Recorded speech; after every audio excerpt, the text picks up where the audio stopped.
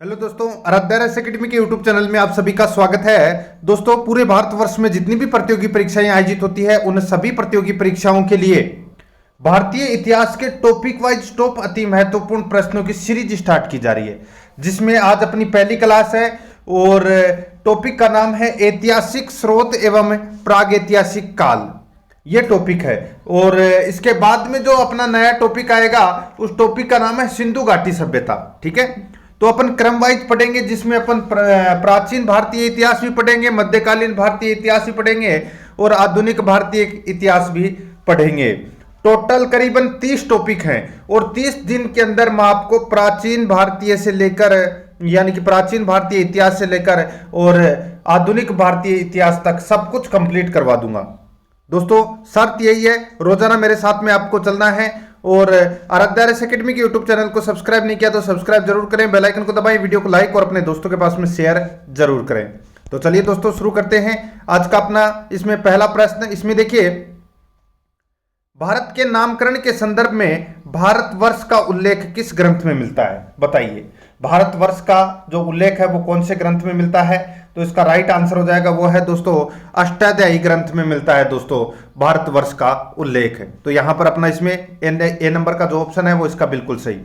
Next question है, इसमें देखिए दोस्तों, देखिए निम्नलिखित में से किसका निवास स्थान होने के कारण भारत का नाम आर्यावर्त पड़ा?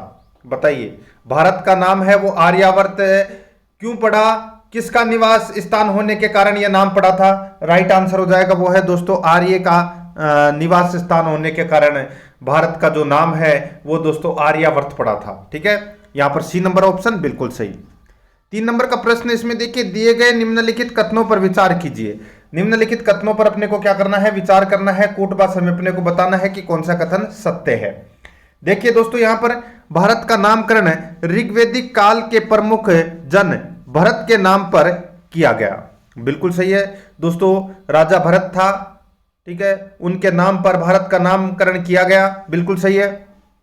आगे देखिए, भारत को जम्बू द्वीप का एक भाग भी माना जाता है। यह भी दोस्तों इसमें क्या है? बिल्कुल सही है। तो यहां पर इस प्रश्न का राइट आंसर क्या हो जाएगा? दोनों ही कथन है वो इसमें क्या है? सत्य है। तो इसका राइट आंसर हो जाएगा सी नंबर का ऑप्शन बिल्कुल सही उत्तर। ये पहला टॉपिक है इसलिए थोड़ा सा अटपटा आपको लगने वाला है, तो लेकिन आपको देखने सारे के सारे प्रश्न हैं जिससे आपका पूरा टॉपिक है वो क्लियर हो जाएगा और शुरू से लेकर लास्ट तक आपको देखना बहुत जरूरी है। देखिए 4 नंबर का प्रश्न है, देखिए पुरातात्विक विधा का अभिप्राय है। पुरातात्विक विधा का जो अभिप्राय है वो क्या है? तो दोस्तों, पुरातात्विक विधा का जो अभिप्राय है वो है दोस्तों शिलालेखों का अध्ययन। शिलालेखों का अध्ययन। तो यहां पर अपना बी नंबर का ऑप्शन बिल्कुल सही उत्तर हो जाएगा। आगे देखिए 5 नंबर का प्रश्न है, निम्नलिखित में से कौन सा एक सुमेलित नहीं है? तो कौन सा एक सुमेलित नहीं है वो अपने को बताना है। दोस्तों, एक तरफ अभिलेख है, दूसरी तरफ शासक है। ठीक है, कौन सा एक सुमेलित नहीं है वो बताना है। दोस्तों, अपने को बताना है कि कौन सा अभिलेख है कौन से शासक से संबंधित है, नहीं है वो बताना है। ठीक है, देखिए हाथी गुम्फा अभिलेख है, ये खारवेल से संबंधित है। बिल्कुल सही है दोस्तों। यहां पे देखिए देवपाड़ा अभिलेख, ये यशोधर्मन, ये गलत दे रखा है दोस्तों। जो देवपाड़ा जो अभिलेख है ये दोस्तों बंगाल के शासक विजयसेन का ये अभिलेख है, देवपाड़ा अभिलेख। यहाँ पे यशोवर्मन है वो गलत दे रखा है, इसकी जगह विजयसेन आना चाहिए था। और प्रयागराज यानी कि प्रयाग प्रशस्ति अभिलेख, ये समुद्रगुप्त से संबंधित है। बिल्कुल सही है। नासिक अभिलेख है, ये गौतमी पुत्र सातकर्णी से संबंधित है। बिल्कुल सही है। तो यहां पर अपना बी नंबर का ऑप्शन बिल्कुल सही उत्तर हो जाएगा। 6 नंबर का प्रश्न देखिए, दिए गए निम्नलिखित कथनों पर विचार कीजिए। निम्नलिखित कथनों पर अपने को क्या करना है? विचार करना है। देखिए, प्रारंभिक अभिलेख शिलाओं, स्तंभों, ताम्रपत्रों, दीवारों, मुद्राओं पर खुदे हुए मिले हैं। बिल्कुल सही है दोस्तों। सबसे प्राचीन अभिलेख में मध्य एशिया के बोंगजकोई से प्राप्त अभिलेख है, यह भी दोस्तों इसमें बिल्कुल सही है। तो इसमें दोनों ही सही है। इस प्रश्न का जो राइट आंसर हो जाएगा, इसमें सत्य कथन बताना था, पहला और दूसरा दोनों ही सत्य हैं। सी नंबर का ऑप्शन बिल्कुल सही। आगे देखिए 7 नंबर का प्रश्न है, निम्नलिखित में से किसने खगोष्ठी लिपि को पढ़ा था? निम्नलिखित में से किसने खगोष्ठी लिपि को पढ़ा था? राइट आंसर हो जाएगा वो है दोस्तों जेम्स प्रिंसेप ने। जेम्स प्रिंसेप ने खगोष्ठी लिपि को पढ़ा था सर्वप्रथम। तो यहां पर डी नंबर का ऑप्शन राइट आंसर हो जाएगा। आगे देखिए, दिए गए निम्नलिखित कथनों पर विचार कीजिए। निम्नलिखित कथनों पर अपने को क्या करना है? विचार करना है। यहां पर देखिए, देवनागरी लिपि बाएं से दाएं लिखी जाती है, बिल्कुल सही है। दूसरा देखिए, देवनागरी लिपि का विकास अरामाइक लिपि से हुआ है, यह गलत हो जाएगा दोस्तों। देखिए, देवनागरी लिपि का जो विकास है वो ब्राह्मी लिपि से हुआ है, अरामाइक यहां पर गलत दे रखा है। तो यहां पर इस प्रश्न का राइट आंसर क्या हो जाएगा? केवल पहला कथन ही है वो क्या है? सत्य है। तो इसमें ए नंबर ऑप्शन बिल्कुल सही उत्तर। 9 नंबर का प्रश्न इसमें देखिए, सिक्के के अध्ययन को क्या कहा जाता है? यूपीएससी 2011 में पूछा गया प्रश्न है। तो इसका राइट आंसर हो जाएगा वो है न्यूमिस्मेटिक्स कहते हैं उसे, सिक्के के अध्ययन को। तो यहां पर अपना डी नंबर का जो ऑप्शन है वो इसका बिल्कुल सही। 10 नंबर का प्रश्न है इसमें देखिए, निम्नलिखित में से कौन सा एक सुमेलित नहीं है? कौन सा एक सुमेलित नहीं है वो यहां पर बताना है। देखिए, एक तरफ सिक्के हैं, दूसरी तरफ कालक्रम है। अपने को बताना है कि कौन सा सिक्का कौन से कालक्रम में प्रारंभ हुआ था।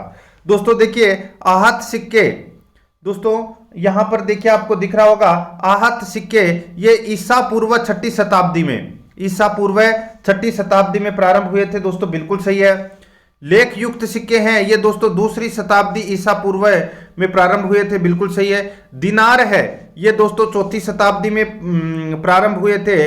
और जो जीतल है ये दोस्तों यहाँ पे 16वीं शताब्दी, गलत दे रखा है दोस्तों। जीतल का जो प्रारंभ है वो 13वीं और 14वीं शताब्दी में प्रारंभ माना जाता है, इल्तुतमिश के समय। तो यहां पर इल्तुतमिश और अलाउद्दीन खिलजी के समय। तो यहां पर अपना इसमें राइट आंसर हो जाएगा डी नंबर का ऑप्शन सही उत्तर, क्योंकि ये सुमेलित नहीं है। 11 नंबर का प्रश्न इसमें देखिए, दिए गए कथनों पर विचार कीजिए। दिए गए कथनों पर अपने को क्या करना है? विचार करना है, बताना है कौन सा सही है। देखिए, इसमें भारत में प्राचीनतम सिक्कों को आहत सिक्के कहा जाता है, बिल्कुल सही है। कासारपण एक नियमित प्रकार का सिक्का था, यह भी दोस्तों बिल्कुल सही है। सिक्कों की कमी को व्यापार वाणिज्य की अवनति का सूचक माना जाता है दोस्तों, यह भी इसमें क्या है? बिल्कुल सही है। तो इस प्रश्न का राइट आंसर क्या हो जाएगा? कौन सा कथन सत्य है? तो इसमें तीनों कथन सत्य हैं दोस्तों। तो इसमें बी नंबर का ऑप्शन बिल्कुल सही उत्तर हो जाएगा। आगे देखिए, इसमें 12 नंबर का प्रश्न है, ऋग्वेद है दोस्तों, ऋग्वेद है तो ये क्या है ऋग्वेद? तो इस प्रश्न का राइट आंसर हो जाएगा वो है दोस्तों स्रोतों का संकलन है ऋग्वेद, ठीक है। इसमें ऋग्वेद में 10 मंडल 1028 श्लोक, ठीक है, ये हैं और लगभग 10,600 मंत्र हैं। ये आपको इसमें याद रखना है। तो यहां पर इस प्रश्न का राइट आंसर हो जाएगा ए नंबर का जो ऑप्शन है वो इसका बिल्कुल सही उत्तर, ठीक है। आगे देखिए, इसमें ऋग्वेद में प्रथम सूक्त, इसमें देखिए ऋग्वेद में प्रथम सूक्त प्राय किस देवता को समर्पित है? तो किस देवता को समर्पित है? तो इसका राइट आंसर हो जाएगा दोस्तों अग्नि देवता को समर्पित है, ठीक है। ऋग्वेद में अग्नि, मित्र, इंद्र, वरुण आदि देवताओं की स्मृति में प्रार्थनाओं का संकलन है। तो यहां पर इसमें ए नंबर का ऑप्शन बिल्कुल सही उत्तर। सर्वप्रथम, प्रथम में दोस्तों अग्नि है, ठीक है। आगे देखिए, इसमें सबसे पुराना वेद कौन सा है? दोस्तों सबसे पुराना वेद है वो कौन सा है? तो वो है ऋग्वेद। तो यहां पर बी नंबर का ऑप्शन राइट आंसर हो जाएगा। आगे देखिए, इसमें ऋग्वेद में सबसे पवित्र किस नदी का जिक्र था? तो दोस्तों किस नदी का जिक्र था? तो वो था सरस्वती नदी का, जो वर्तमान में विलुप्त हो चुकी है। तो यहां पर ए नंबर ऑप्शन बिल्कुल सही। आगे देखिए, निम्नलिखित में से किसका संकलन ऋग्वेद पर आधारित है? तो किसका संकलन ऋग्वेद पर आधारित है? तो दोस्तों सामवेद का जो संकलन है वो ऋग्वेद पर आधारित है। तो यहां पर अपना इसमें राइट आंसर हो जाएगा बी नंबर का ऑप्शन बिल्कुल सही उत्तर हो जाएगा, ठीक है। आगे देखिए दोस्तों, अपना इसमें 17 नंबर का प्रश्न है, शास्त्रीय संगीत के सिद्धांत की विवेचना की गई है। शास्त्रीय संगीत के सिद्धांत की विवेचना की गई है।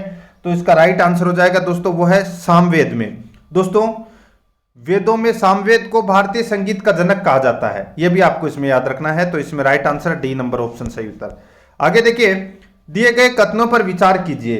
दिए गए कथनों पर अपने को विचार करना है कि कौन सा कथन इसमें सत्य है, वो अपने को यहां पर बताना है। देखिए दोस्तों, सामवेद भारतीय संगीत शास्त्र का सामवेद भारतीय संगीत शास्त्र पर प्राचीनतम पुस्तक है, बिल्कुल सही है। सामवेद का प्रथम दृष्टा वेदव्यास के शिष्य जैमिनी को माना जाता है, बिल्कुल सही है। तो इसमें कौन सा कथन सत्य है? तो इसमें दोनों कथन सत्य है। यहां पर सी नंबर का ऑप्शन राइट आंसर हो जाएगा। एक और दो दोनों इसमें क्या है? सही है।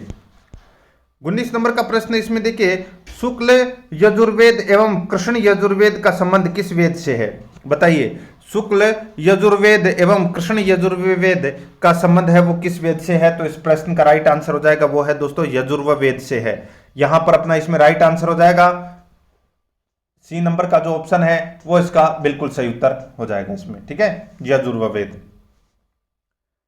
यजुर्वेद दो भागों में विभक्त है, कृष्ण यजुर्वेद जिसको गद्य बोलते हैं और शुक्ल यजुर्वेद जिसको अपन पद्य बोलते हैं, ठीक है। यहां पर सी नंबर ऑप्शन सही उत्तर। आगे देखिए, दिए गए कथनों पर विचार कीजिए। दोस्तों दिए गए कथनों पर अपने को क्या करना है? विचार करना है, बताना है कौन सा सही है। देखिए, यजुर्वेद में कुल 40 मंडल हैं, यजुर्वेद में कुल 40 मंडल हैं, बिल्कुल सही है दोस्तों। आगे देखिए, शुक्ल यजुर्वेद से वाजसनेयी संहिता संबंध है, बिल्कुल सही है दोस्तों। और देखिए, इसमें यजुर्वेद में रतिनलो की चर्चा है, ये भी दोस्तों इसमें क्या है? बिल्कुल सही है। तो यहां पर इसमें सारे के सारे सही है। इस प्रश्न का राइट आंसर क्या हो जाएगा? वो है दोस्तों 1 2 3 तीनों ही सत्य है, यानी कि सी नंबर ऑप्शन बिल्कुल सही।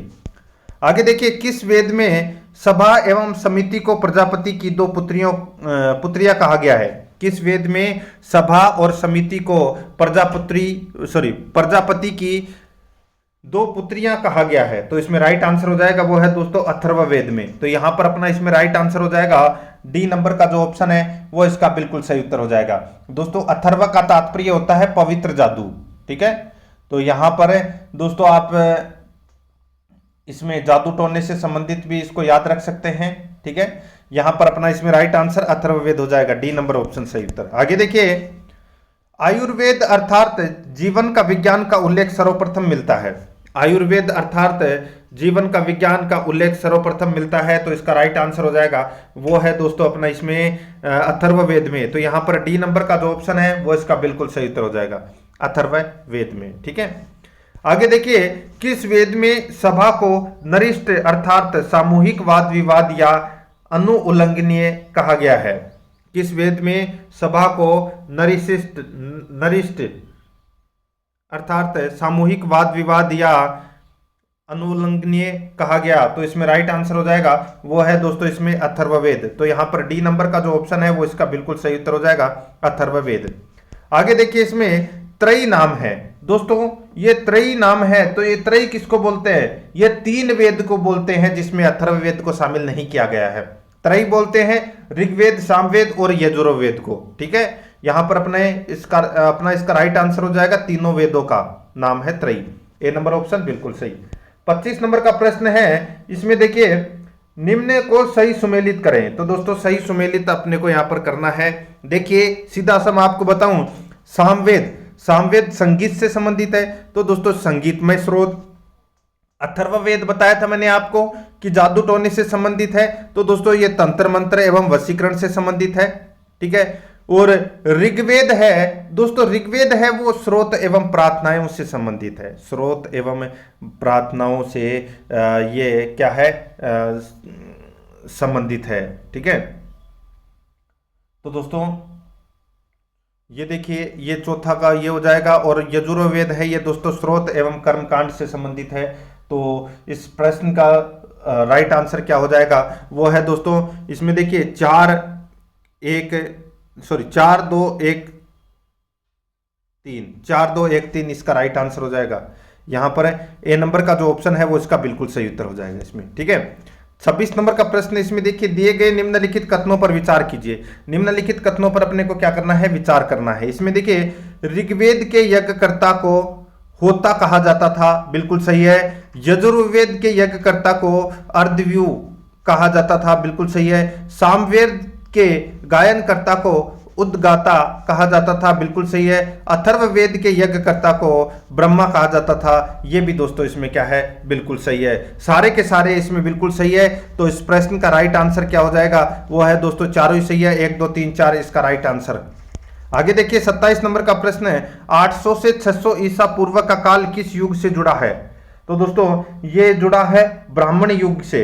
तो यहां पर अपना इसमें ए नंबर का ऑप्शन बिल्कुल सही उत्तर हो जाएगा, ब्राह्मण युग से। आगे देखिए जीविकोपार्जन हेतु वेद वेदांग पढ़ने वाला अध्यापक कहलाता था। जीविकोपार्जन हेतु वेद वेदांग पढ़ाने वाला अध्यापक कहलाता था। राइट आंसर हो जाएगा, क्या कहलाता था? वो कहलाता था दोस्तों उपाध्याय। तो यहां पर सी नंबर का ऑप्शन राइट आंसर उपाध्याय। आगे देखिए शतपथ ब्राह्मण में उल्लेखित राजा विदेह माधव से संबंधित ऋषि थे। शतपथ ब्राह्मण में उल्लेखित राजा विदेह माधव से संबंधित ऋषि थे। तो इसका राइट आंसर हो जाएगा वो है दोस्तों ऋषि गौतम राहुगण। ऋषि गौतम राहुगण। तो यहां पर डी नंबर का जो ऑप्शन है वो इसका बिल्कुल सही उत्तर हो जाएगा। आगे देखिए जिस ग्रंथ में पुरुष मेघ का उल्लेख हुआ है वह है। जिस ग्रंथ में पुरुष मेघ का उल्लेख हुआ है वह है। तो दोस्तों इसका राइट आंसर हो जाएगा वो है शतपथ ब्राह्मण। यहां पर सी नंबर का जो ऑप्शन है वो इसका बिल्कुल सही उत्तर हो जाएगा, शतपथ ब्राह्मण। आगे देखिए सूची फर्स्ट को सूची सेकंड से क्या करना है? सुमेलित करना है। दोस्तों एक तरफ सूची फर्स्ट में देखिए आरएएस आरटीएस में यह प्रश्न पूछा गया 2010 में, बहुत ही शानदार प्रश्न है।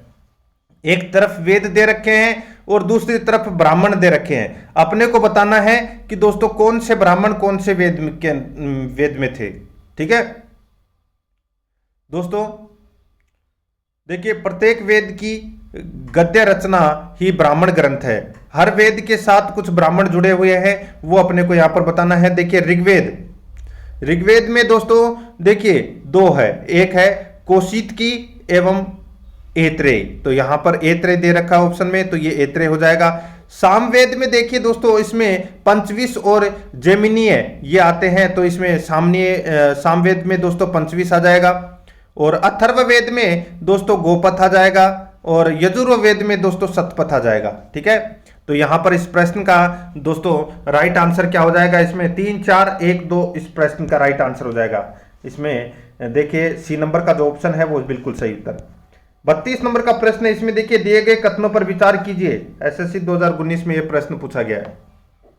देखिए पूरा का पूरा टॉपिक क्लियर हो जाएगा, मेरे साथ में चलना है आपको। देखिए इसमें देखिए कौशित की ब्राह्मण को संखायन ब्राह्मण भी कहते हैं, बिल्कुल सही है दोस्तों।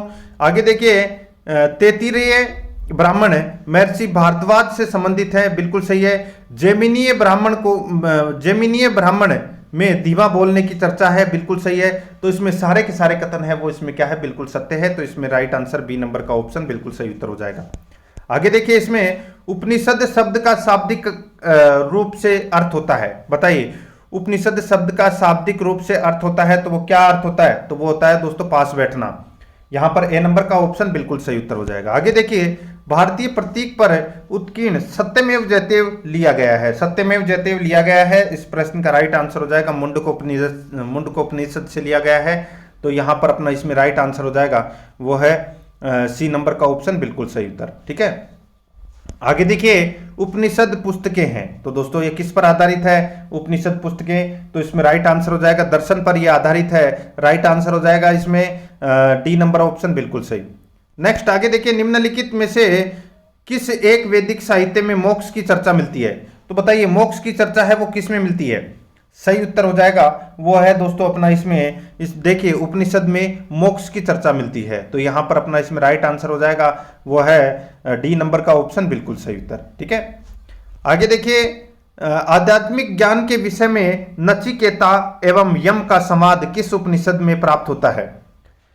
आध्यात्मिक ज्ञान के विषय में नचिकेता एवं यम का संवाद किस उपनिषद में प्राप्त होता है? इसका राइट आंसर हो जाएगा वो है दोस्तों कंठोपनिषद में मिलता है ये। ठीक है, ये संवाद। तो यहां पर अपना इसमें सी नंबर का ऑप्शन बिल्कुल सही उत्तर हो जाएगा। आगे देखिए 38 नंबर का प्रश्न है, उपनिषद काल के राजा अश्वपति राजा थे। उपनिषद काल के राजा अश्वपति राजा थे। तो इसका राइट आंसर हो जाएगा ये राजा थे दोस्तों, ये केकई के राजा थे। ठीक है, तो यहां पर अपना इसमें राइट आंसर हो जाएगा बी नंबर का ऑप्शन बिल्कुल सही उत्तर केकई। ठीक है, आगे देखिए इसमें सत्यकाम जाबाल की कथा जो अनव्यायी मां होने के लाछन को चुनौती देती है उल्लेखित है। बताइए RS 2018 में पूछा गया है। प्रश्न है सत्यकाम जाबाल की कथा जो अनब्याही मां होने के लाछन को चुनौती देती है उल्लेखित है, तो ये कौन से उपनिषद में उल्लेखित है? ये उल्लेखित है दोस्तों छंदोग्य उपनिषद में ये उल्लेखित है। तो यहां पर अपना इसमें राइट आंसर हो जाएगा वो है दोस्तों सी नंबर का ऑप्शन बिल्कुल सही। आगे देखिए 40 नंबर का प्रश्न है याज्ञवल्क्य के गार्गी संवाद का वर्णन किस उपनिषद में मिलता है? याज्ञवल्क्य के गार्गी संवाद का वर्णन किस उपनिषद में मिलता है? इसका राइट आंसर हो जाएगा वो है दोस्तों देखिए वृहदारण्यक उपनिषद में ये याज्ञवल्क्य के गार्गी संवाद का वर्णन मिलता है। तो यहां पर ए नंबर का ऑप्शन राइट आंसर हो जाएगा। आगे देखिए तमसोमा ज्योतिर्गमय कथन है मूलतः, तमसोमा ज्योतिर्गमय कथन है मूलतः, इसका राइट आंसर हो जाएगा वो है उपनिषदों का। यहां पर ए नंबर का ऑप्शन बिल्कुल सही उत्तर हो जाएगा। 42 नंबर का प्रश्न है, इसमें देखिए निम्नलिखित में से उत्तर वैदिक काल में लिखे गए ग्रंथों का सही क्रम कौन सा है? निम्नलिखित में से उत्तर वैदिक काल में लिखे गए ग्रंथों का सही क्रम कौन सा है? इसका राइट आंसर क्या हो जाएगा? वो है दोस्तों वेद, ब्राह्मण, आरण्यक और उपनिषद। वेद, ब्राह्मण, आरण्यक और उपनिषद। तो इसमें ए नंबर का ऑप्शन बिल्कुल सही उत्तर हो जाएगा। आगे देखिए 43 नंबर का प्रश्न है किस उपनिषद का शाब्दिक अर्थ सफेद घोड़ा है? किस उपनिषद का शाब्दिक अर्थ सफेद घोड़ा है? इसका राइट आंसर हो जाएगा वो है दोस्तों इसमें श्वेताश्वर उपनिषद। ठीक है, श्वेताश्वर उपनिषद का शाब्दिक अर्थ होता है सफेद घोड़ा। तो इसमें डी नंबर का ऑप्शन बिल्कुल सही। आगे देखिए निम्नलिखित में से किस उपनिषद में इतिहास पुराण को शिष्यों को पढ़ाए जाने वाले विषयों की सूची में सम्मिलित किया गया है? बताइए निम्नलिखित में से किस उपनिषद में इतिहास पुराण को शिष्यों को पढ़ाए जाने वाले विषयों की सूची में सम्मिलित किया गया है? राइट आंसर हो जाएगा वो है दोस्तों छंदोग्य उपनिषद में। ठीक है, तो यहां पर अपना बी नंबर का ऑप्शन बिल्कुल सही। आगे देखिए किस उपनिषद में देव की पुत्र कृष्ण को घोर अंगिरस के रूप में उल्लेखित किया गया है? किस उपनिषद में देव की पुत्र कृष्ण को घोर अंगिरस के रूप में उल्लेखित किया गया है? इसका राइट आंसर हो जाएगा वो है छांदोग्य उपनिषद में। तो यहां पर ए नंबर का ऑप्शन राइट आंसर हो जाएगा। आगे देखिए मनुस्मृति मुख्यतः संबंधित है। मनुस्मृति मुख्यतः संबंधित है, तो ये संबंधित है दोस्तों समाज व्यवस्था से। यहां पर ए नंबर का ऑप्शन राइट आंसर हो जाएगा समाज व्यवस्था से। आगे देखिए प्रथम विधि निर्माता कौन है? प्रथम विधि निर्माता कौन है? तो दोस्तों वो है मनु। यहां पर ए नंबर का ऑप्शन राइट आंसर हो जाएगा मनु। आगे देखिए श्रीमद् भगवत गीता मौलिक रूप से किस भाषा में लिखी गई थी? श्रीमद् भागवत गीता मौलिक रूप से किस भाषा में लिखी गई थी? इसका राइट आंसर हो जाएगा वो है दोस्तों ये संस्कृत भाषा में लिखी गई थी। ए नंबर का ऑप्शन बिल्कुल सही। आगे देखिए इसमें सतसहस्त्री संहिता उपनाम निम्नलिखित में से किस ग्रंथ का है? सतसहस्त्री संहिता उपनाम निम्नलिखित में से किस ग्रंथ का है? इसका राइट आंसर क्या हो जाएगा? वो है दोस्तों अपना इसमें कौन सा? तो वो है महाभारत। तो यहां पर डी नंबर का ऑप्शन राइट आंसर हो जाएगा महाभारत। आगे देखिए इसमें आदि काव्य की संज्ञा किसे दी जाती है? आदि काव्य की संज्ञा किसे दी जाती है? तो दोस्तों रामायण को दी जाती है। ठीक है, आदि काव्य की संज्ञा। तो यहां पर ए नंबर ऑप्शन राइट आंसर हो जाएगा। आगे देखिए पुराणों की संख्या है। दोस्तों पुराणों की संख्या कितनी है? ये तो सभी को पता है दोस्तों, पुराणों की संख्या 18 है। कितनी है? 18 है। ठीक है, आगे देखिए सत्य, प्रतिसर्ग, वंश, मनवंत्र और वंशानुचरित्र संकेतक है। बताइए सर्ग, प्रतिसर्ग, वंश, मनवंतर और वंशानुचरित संकेतक हैं। तो इसका राइट आंसर क्या हो जाएगा? वो है दोस्तों इसमें पुराणों के। तो इसमें बी नंबर का ऑप्शन बिल्कुल सही उत्तर हो जाएगा पुराणों के। आगे देखिए सर्वाधिक प्राचीनतम पुराण कौन सा है? सर्वाधिक प्राचीनतम पुराण कौन सा है? इसका राइट आंसर हो जाएगा वो है मत्स्य पुराण। तो इसमें ए नंबर का ऑप्शन राइट आंसर हो जाएगा मत्स्य पुराण। ठीक है, आगे देखिए 54 नंबर का प्रश्न है। देखिए कालिका पुराण किस धर्म से संबंधित है? कालिका पुराण किस धर्म से संबंधित है? तो इसका राइट आंसर हो जाएगा वो है दोस्तों शाक्त से संबंधित है। ठीक है, कालिका पुराण। तो यहां पर इसमें बी नंबर का ऑप्शन बिल्कुल सही।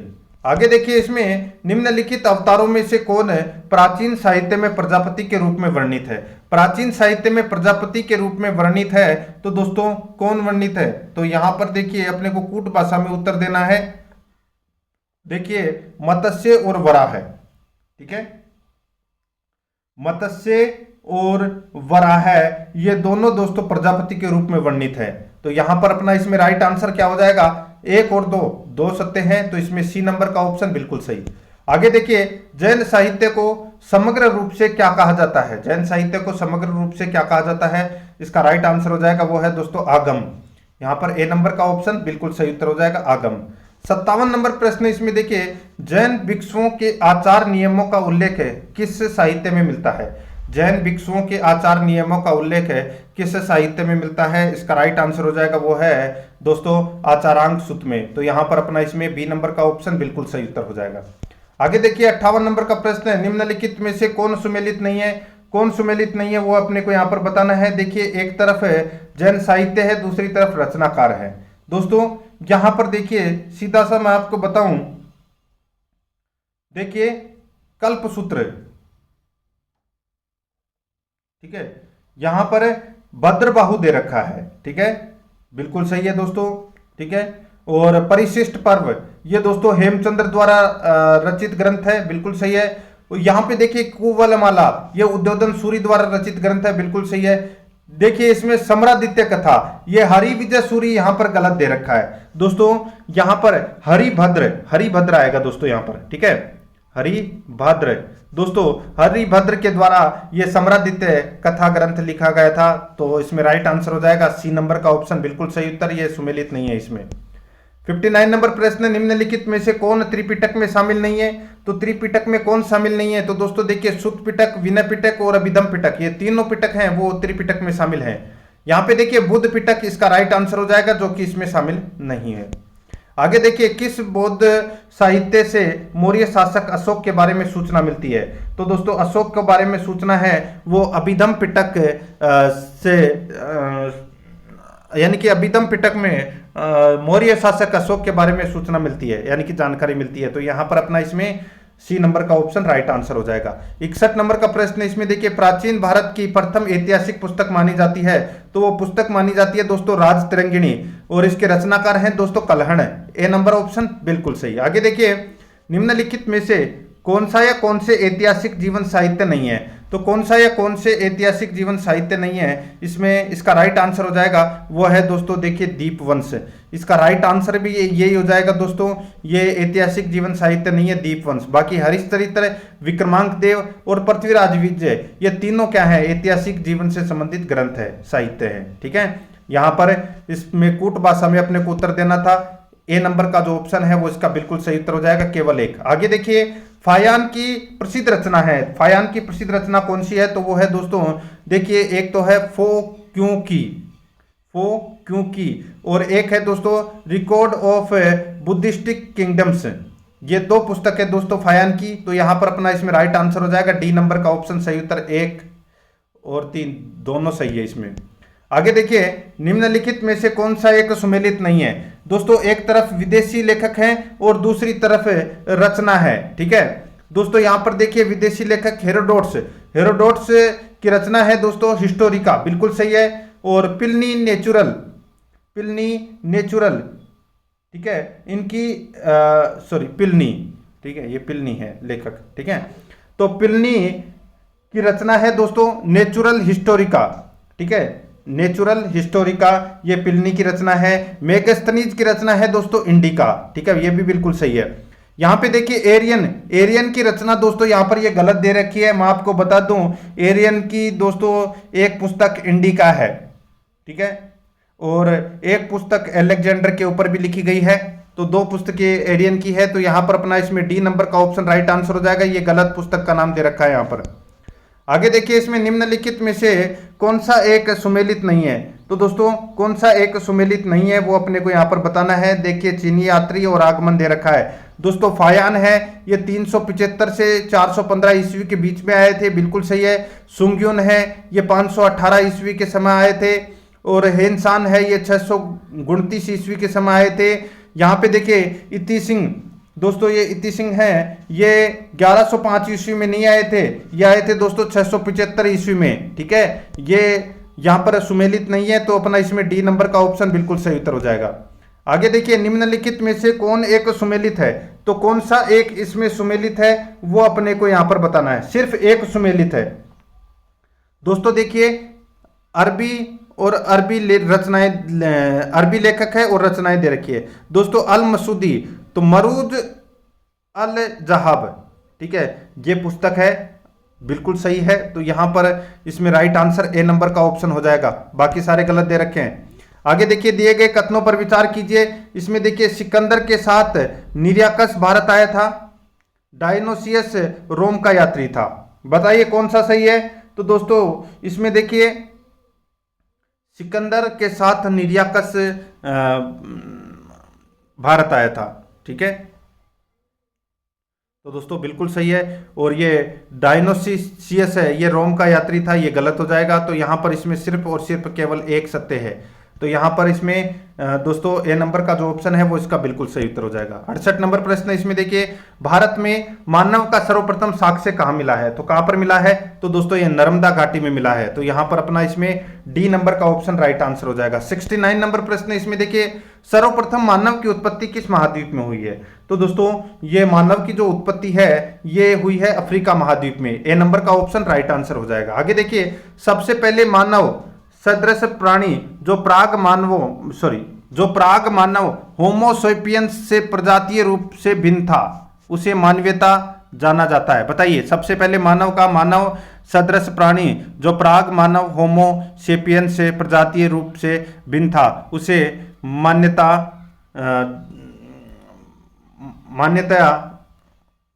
जाना जाता है। तो इसमें राइट आंसर हो जाएगा, वो है दोस्तों पिथकेंथोपस के रूप में। तो इसमें बी नंबर का जो ऑप्शन है वो इसका बिल्कुल सही उत्तर हो जाएगा। 71 नंबर का प्रश्न है, इसमें देखिए, प्राग ऐतिहासिक काल से तात्पर्य उस काल से है जब दोस्तों मनुष्य ने लिपि अथवा लेखन कला का विकास नहीं किया था। तो इसमें ए नंबर का ऑप्शन राइट आंसर हो जाएगा।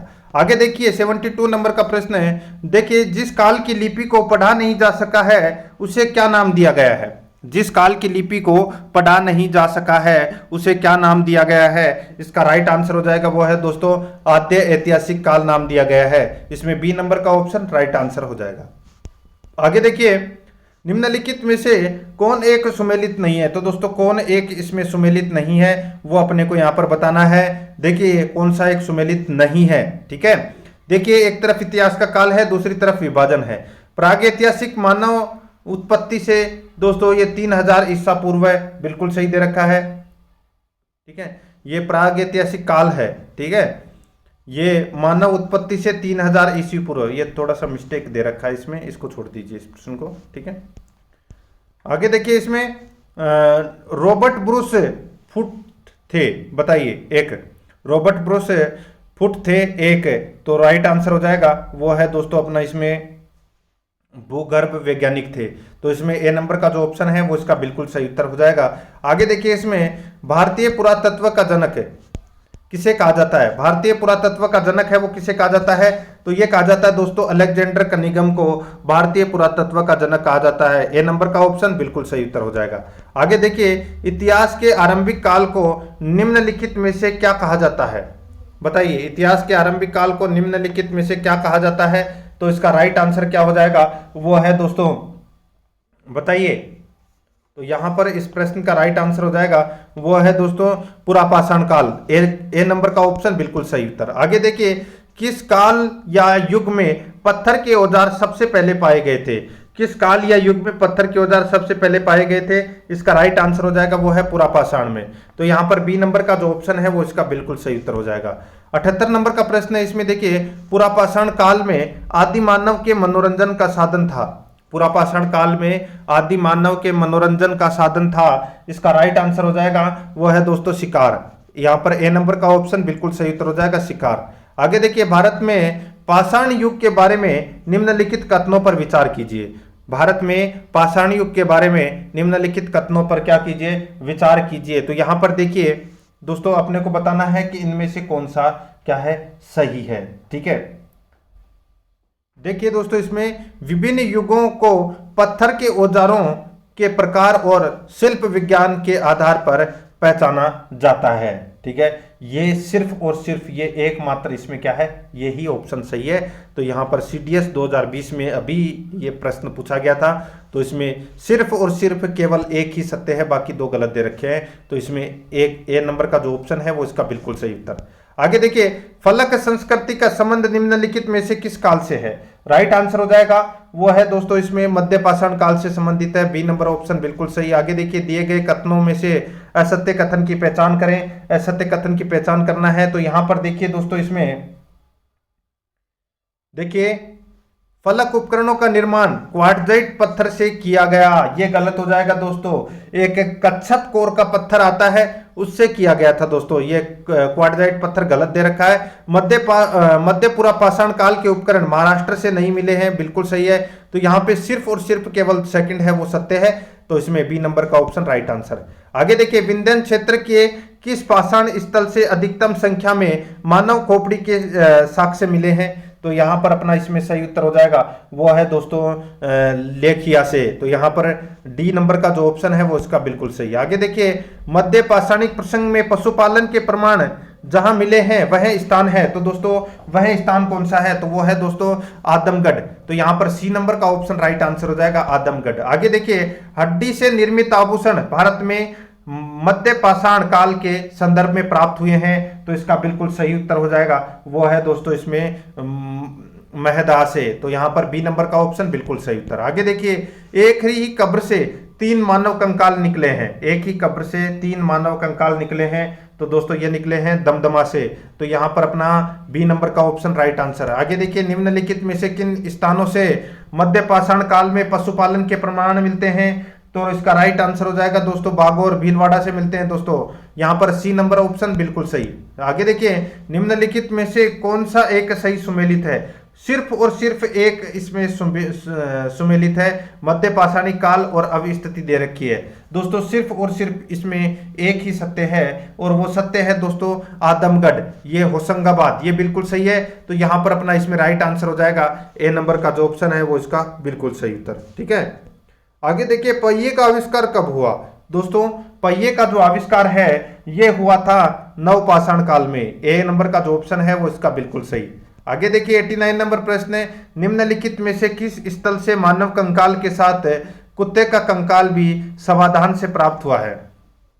निम्नलिखित में से किस स्थल से मानव कंकाल के साथ कुत्ते का कंकाल भी समाधान से प्राप्त हुआ है? इसका राइट आंसर हो जाएगा वो है दोस्तों बुर्जहोम। यहाँ पर बी नंबर का ऑप्शन बिल्कुल सही उत्तर हो जाएगा बुर्जहोम। आगे देखिए, राख का टीला निम्नलिखित किस नवपाषाणिक स्थल से संबंधित है?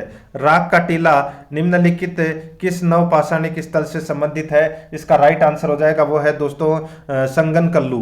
तो यहां पर बी नंबर का जो ऑप्शन है वो इसका बिल्कुल सही उत्तर हो जाएगा। आगे देखिए, नवपाषाण युग में भारतीय उपमहाद्वीप के उत्तर पश्चिम क्षेत्र में निम्नलिखित में से किस स्थान पर कृषि के अभ्युदय के प्रारंभिक प्रमाण प्राप्त हुए हैं? बताइए, नवपाषाण युग में भारतीय उपमहाद्वीप के उत्तर पश्चिम क्षेत्र में निम्नलिखित में से किस स्थान पर कृषि के अभ्युदय के प्रारंभिक प्रमाण प्राप्त हुए हैं? इसका राइट आंसर हो जाएगा वो है दोस्तों मेहरगढ़ से। तो यहां पर बी नंबर का ऑप्शन बिल्कुल सही।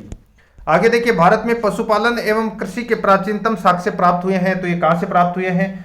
सही उत्तर हो जाएगा दोस्तों वो है मेहरगढ़ से प्राप्त हुए हैं। तो यहां पर डी नंबर ऑप्शन बिल्कुल सही। आगे देखिए, नवपाषाण काल के लोगों द्वारा पाला गया प्रथम पशु था, तो वो पशु कौन सा था? तो वो था दोस्तों कुत्ता। तो यहां पर सी नंबर का ऑप्शन बिल्कुल सही। आगे देखिए, नवपाषाण कालीन गर्त निवासी के अवशेष कहां मिले थे? नवपाषाण कालीन गर्त निवासों के अवशेष कहां मिले थे? तो दोस्तों ये अवशेष मिले थे कहां पर? तो दोस्तों यहां पर देखिए, ये अवशेष हैं, ये मिले थे दोस्तों, देखिए बुर्जहोम, ठीक है, यहां पे दे रखा है दोस्तों बुर्जहोम और गफकराल। ठीक है, इन दोनों स्थानों से दोस्तों ये अवशेष मिले हैं। यहाँ पे कुचई और महागढ़ ये गलत महागढ़ा गलत दे रखा है, तो इसमें 1 और 2 इसमें क्या है? सही है। तो यहाँ पर डी नंबर का जो ऑप्शन है वो इसका बिल्कुल सही उत्तर हो जाएगा। 95 नंबर का प्रश्न इसमें देखिए, नवपाषाण काल के संदर्भ में दिए गए निम्नलिखित कथनों पर विचार कीजिए। तो दोस्तों यहाँ पर देखिए, सीधा सा मैं आपको बोलूं, देखिए नवपाषाण या नियोथिलिक शब्द का प्रयोग सर्वप्रथम सर जॉन लुबांक ने किया था। ठीक है, सर जॉन लुबांक ने किया था, बिल्कुल सही है दोस्तों। नवपाषाण काल में मानव द्वारा सर्वप्रथम जो नामक अनाज का प्रयोग किया गया था, बिल्कुल सही है। तो यहां पर कौन सा कथन सही है, तो इसमें सी नंबर का ऑप्शन राइट आंसर हो जाएगा। एक और दो दोनों सही है। आगे देखिए, इसमें नवदा टोली किस राज्य में अवस्थित है, तो दोस्तों किस राज्य में अवस्थित है, तो दोस्तों ये मध्य प्रदेश में अवस्थित है। यहां पर डी नंबर का ऑप्शन राइट आंसर हो जाएगा। आगे देखिए, निम्नलिखित में से किसको चालकोलिथिक युग भी कहा जाता है, तो किसको चालकोलिथिक युग भी कहा जाता है, इसका राइट आंसर हो जाएगा वो है दोस्तों ताम्रपाषाण युग को। यहां पर सी नंबर का ऑप्शन राइट आंसर हो जाएगा। आगे देखिए, इनाम गांव कहाँ अवस्थित है, इनाम गांव कहाँ अवस्थित है, तो दोस्तों ये महाराष्ट्र में स्थित है। तो यहां पर अपना इसमें बी नंबर का ऑप्शन बिल्कुल सही उत्तर हो जाएगा। आगे देखिए, 99 नंबर प्रश्न है, ताम्रपाषाणिक संस्कृति के संदर्भ में दिए गए निम्नलिखित कथनों पर विचार कीजिए। ताम्रपाषाणिक संस्कृति के संदर्भ में दिए गए निम्नलिखित कथनों पर विचार कीजिए। तो दोस्तों यहां पर देखिए, इसमें कौन सा इसमें सही है वो अपने को यहां पर क्या करना है, बताना है। देखिए दोस्तों, ताम्रपाषाणिक स्थल नवदा टोली की खोज पुरातात्विकविद HD सांखलिया ने की थी, बिल्कुल सही है। इनाम गांव ताम्रपाषाण काल की एक बड़ी बस्ती थी, बिल्कुल सही है। इसमें दोनों ही कथन है वो सत्य है। तो इस प्रश्न का right answer C number option हो जाएगा। आगे देखिए, 100 नंबर का प्रश्न है। देखिए, इसमें वृत्त पाषाण स्मारकों की पहचान की गई है, तो इसका राइट आंसर हो जाएगा वो है दोस्तों, बताइए कौन सा, तो वो है इसमें मृतक को दफनाने के स्थान के रूप में। ठीक है, तो यहां पर अपना इसमें बी नंबर का ऑप्शन बिल्कुल सही उत्तर हो जाएगा। तो दोस्तों, ये भारतीय इतिहास के टॉपिक वाइज क्वेश्चन की सीरीज के अंदर पहला टॉपिक है वो अपना कंप्लीट हो चुका है। कल अपना दूसरा नंबर का टॉपिक आएगा सिंधु घाटी यानी कि हड़प्पा सभ्यता। ठीक है, अगर आपने दोस्तों आगे की क्लास इसी क्रम में देखनी है तो आप प्लेलिस्ट में जाइए, वहां पे आपको फोल्डर मिल जाएगा भारतीय इतिहास टॉपिक वाइज क्वेश्चन के नाम से, आपको वहां पे फोल्डर मिल जाएगा। तो आप वहां जाकर क्रम वाइज क्वेश्चन है वो जरूर देखें। आगे देखिए दोस्तों, आराध्या रेस एकेडमी के यूट्यूब चैनल को अगर आपने सब्सक्राइब नहीं किया तो सब्सक्राइब जरूर करें, बेल आइकन को दबाएं, वीडियो को लाइक और अपने दोस्तों के पास में शेयर जरूर करें। मिलते हैं दोस्तों नेक्स्ट वीडियो में। जय हिंद, जय भारत।